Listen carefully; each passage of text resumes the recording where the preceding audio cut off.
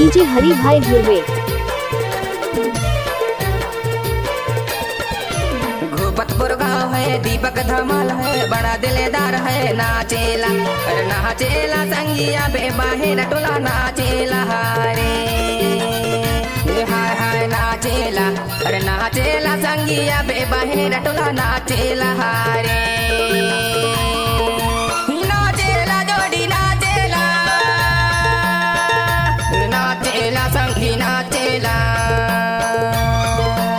नाचेला जानू नाचेला नाचेला संगी नाचेला लुगड़ा पहन के साड़ी पहन के लाली लगा के आजा हूँ राजा मैं यहाँ बाहर टोला नाचेला हाय इधर हाय हाय नाचेला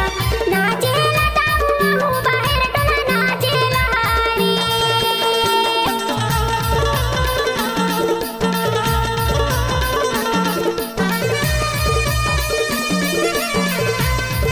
डीजे सरवन भाई गांव संगापुर वाले।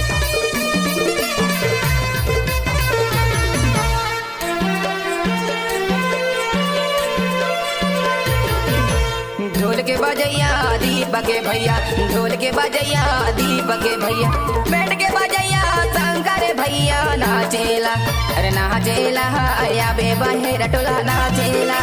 रे हाय नाचेला अरे नाचेला जोड़िया बेबाहे रटोला नाचेला रे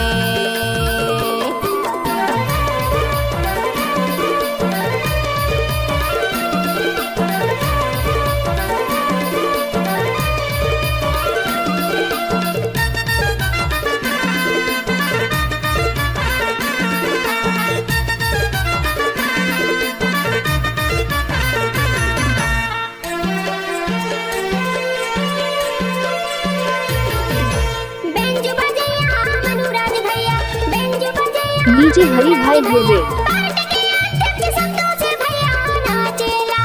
नाचेला संगिया हूँ बाहर टोला नाचेला रे इधर हाय हाय नाचेला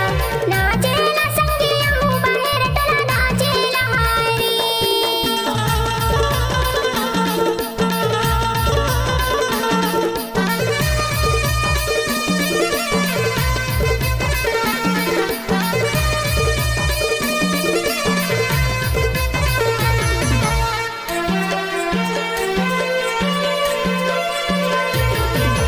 ताश के बजैया कुलदीप भैया, ताश के बजैया कुलदीप भैया, पेड़ के बजैया नंदू भैया नाचेला अरे नाचेला आया बेबाहे रटोला नाचेला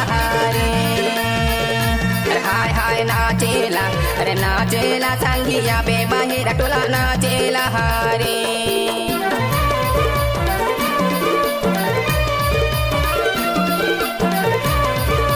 डीजे सरवन भाई गांव संगापुर वाले।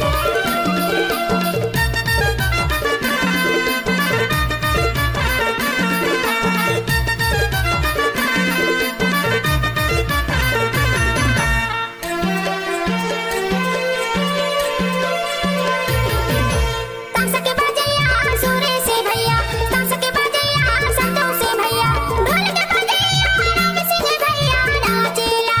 नाचेला संगिया हूँ बाहर टोला नाचेला रे